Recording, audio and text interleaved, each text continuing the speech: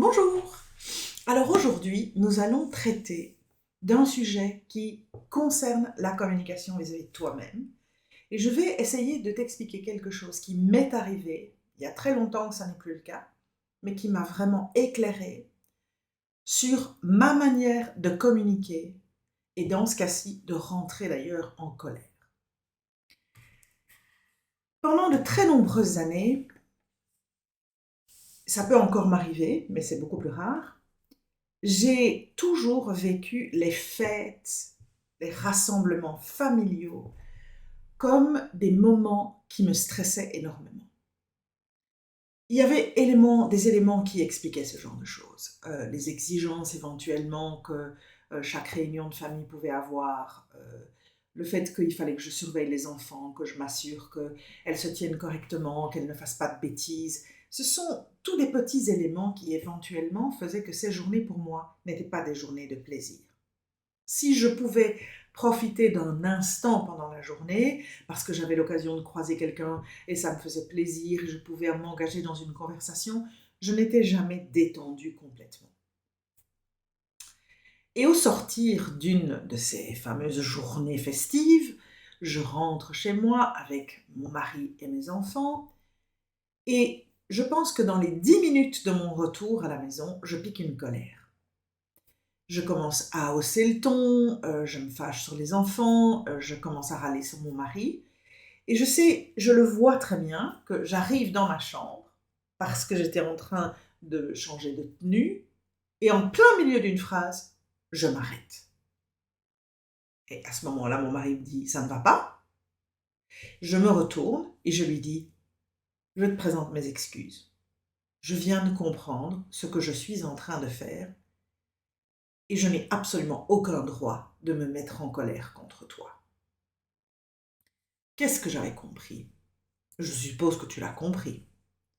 En fait, je venais de me rendre compte que parce que j'avais été stressée toute la journée, depuis le matin jusqu'à mon retour à la maison, et là on était fin de journée, donc début de la soirée, j'avais emmagasiné ce stress qui, bien entendu, engendre des frustrations et autres, et que maintenant que j'étais revenue dans mon espace de protection, maintenant que j'étais à nouveau chez moi, ce stress devait sortir et que mon exutoire, jusqu'alors, c'était le principe de la colère. Alors, ça ne t'étonnera pas, j'ai fait une vidéo récemment sur la problématique de la colère, et voilà un exemple typique de ces colères qui peuvent arriver dans des situations éventuellement qu'on ne comprend pas. Pourquoi? Parce que j'étais dans un réflexe. C'est quelque chose que j'ai fait plusieurs fois. Je pense que je m'en suis jamais rendu compte avant, mais ce jour-là, heureusement pour moi, j'ai compris quelque chose. Et je me suis rendu compte que si j'étais en colère, ce n'était pas proprement dit de la colère, je n'étais fâchée sur personne, il n'y avait pas de problème fondamentalement, il y avait juste le fait que moi, je m'étais stressée pendant toute la journée. J'étais partie dans le stress et j'étais revenue et à ce moment-là, le stress pouvait enfin je pouvais enfin me détendre et ma mécanique, mon réflexe de détente, parce que j'étais fatiguée, parce que j'avais été vraiment stressée toute la journée, c'était de me mettre en colère.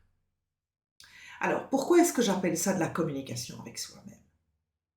Parce que en communiquant avec moi-même, j'ai pris conscience de cette faille, j'ai pris conscience de ce réflexe, j'ai pris conscience de cette mécanique. Et à partir du moment où j'ai eu la capacité de comprendre ça, j'ai pu complètement analyser toutes ces situations dans lesquelles je m'étais retrouvée précédemment et qui avaient mené à cette attitude inutile, que les choses soient bien claires. Mais surtout, à partir du moment où j'ai compris ce mécanisme, j'ai pu aussi gérer les situations suivantes, de manière à ne pas retomber dans ce réflexe. Alors, je ne suis pas sainte, hein, je n'ai pas dit que je ne me mettais plus jamais en colère, c'est ultra rare, vraiment ultra rare. Je vais plutôt essayer d'être euh, dans la conciliation, ou si je sens que je suis dans un état où je ne suis pas capable d'être réceptive à l'autre, à ce moment-là, ce que je fais, c'est que je m'éloigne pendant un temps, je m'isole, je fais en sorte qu'on me foute la paix, et une fois que je suis éventuellement capable d'être disponible pour entendre ce que l'autre a à me dire et l'accueillir dans sa réalité, éventuellement, alors je peux rentrer en communication avec l'autre. Mais ici, je suis rentrée en communication avec moi-même. Et je me rappelle très bien que j'ai eu un dialogue avec moi-même, toute seule. Je me suis retrouvée dans ma chambre quelques moments plus tard. J'ai fermé la porte, j'ai parlé tout haut, c'est comme ça. Je suis une auditive, donc parfois aussi le fait de m'exprimer comme si je parlais à quelqu'un d'autre m'aidait à un petit peu intégrer certains concepts. Et j'ai vraiment fait une analyse de ma situation, de mon attitude. Mais j'étais extraordinairement libérée du fait d'avoir compris ce mécanisme. Alors, ce que j'essaie de t'expliquer ici, c'est que il est essentiel que tu ne sois pas critique avec toi tout le temps. Ça ne sert à rien. L'autoflagellation est un truc qui est totalement inutile, que les choses soient bien claires. Parce que plus tu vas t'autoflageller et plus tu vas rester dans ces mêmes critères. Par contre, essayez d'identifier le pourquoi de certaines de tes réactions. Essayez de comprendre pourquoi tu vas aller vers ce type d'attitude. Alors, quand je dis ce type d'attitude, ça peut être une colère, ça peut être le besoin de t'isoler, ça peut être le fait de vouloir être silencieux et de refuser toute communication. Il y a plein d'éléments qui sont ton comportement, individuel et unique. À partir du moment où tu prends le temps d'essayer de t'analyser, où tu prends le temps d'essayer de te dire pourquoi est-ce que je fais ce genre de choses? Parce que je ne suis pas à l'aise avec ça. Quand je rentrais dans une colère, je n'étais pas nécessairement heureuse de le faire. C'était pas un exutoire qui me permettait d'être contente après. La seule chose qui me permettait de me détendre après, c'était de pleurer. Parce que, je ne sais pas si tu le sais, mais quand tu pleures, tu vas produire en fait une endorphine qui va te permettre, quand tu as terminé de pleurer, d'avoir une espèce de sentiment de satisfaction, de positivité qui va éventuellement te donner ce sentiment de soulagement. Mais la colère, n'apporte pas ce genre de choses, hein. Oui, peut-être qu'une fois que tu as piqué ta colère, tu te calmes parce qu'éventuellement tu as vidé ton sac et tu as dit tout ce que tu avais à dire. Mais fondamentalement, ce n'est pas un moyen qui devrait être un réflexe. Donc, moi, j'ai vraiment compris ce jour-là un mécanisme que j'avais qui était que lorsque j'étais stressée et que le stress perdurait pendant toute une journée, j'avais tendance, à la fin de la journée, de rentrer dans une colère qui était littéralement l'expression de l'accumulation de stress que j'avais eue et que je devais absolument pouvoir ressortir, pouvoir expulser. Alors, tu vas te demander comment j'ai fait, puisque j'avais compris que ce n'était pas de la méthodologie. Oh, il y a plein de moyens. Alors, moi, j'ai utilisé des trucs comme, par exemple, me mettre à lire quelque chose qui me détende. Comme ça, au lieu de laisser mon cerveau à continuer à penser à tout ce qui s'était passé, au stress que j'avais enduré, aux frustrations éventuellement que je ressentais, j'allais faire quelque chose qui allait complètement me détendre. La deuxième chose que j'ai faite, parce que je sais que c'est utile, c'est écrire. Et pendant de très nombreuses années, quand je n'en pouvais plus, quand je sentais que j'étais vraiment dans une espèce de situation où j'étais sur la défensive constamment quand on m'adressait la parole, où j'avais très peur de réagir de façon violente ou d'être trop en colère, à ce moment-là, ce que je faisais, c'est que je prenais un moment et puis je relatais ma journée sur du papier. Je le faisais sur l'ordinateur, je le faisais dans un carnet, peu importe la mécanique que j'utilisais, mais en fait, je sortais tous ces sentiments que j'avais en les écrivant sur du papier. Alors, je pense que cet exemple, je voulais le partager avec toi parce que nous sommes tous constamment mis dans des situations de stress. Elles peuvent être personnelles, ça peut être des stress qui sont liés à ton boulot, mais en fait, ce que je voulais te donner ici comme indication, c'est que en communication avec toi-même, il est indispensable, si tu ne l'as jamais fait, que tu essayes de comprendre comment tu fonctionnes et ce que le stress induit chez toi.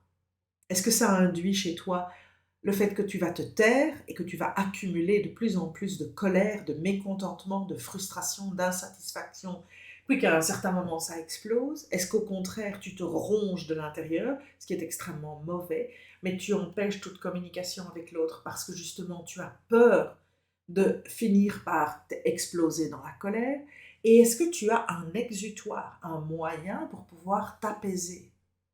C'est très ravageur ce genre de situation. Et le stress se développe chez d'autres par des tonnes d'expressions. Il y en a qui ont des problèmes de santé, il y en a qui ont des problèmes cutanés, qui développent des allergies. Le stress peut avoir des conséquences sur un individu qui vont être très variables. Ici, je te parle principalement de ce que ça peut engendrer en communication.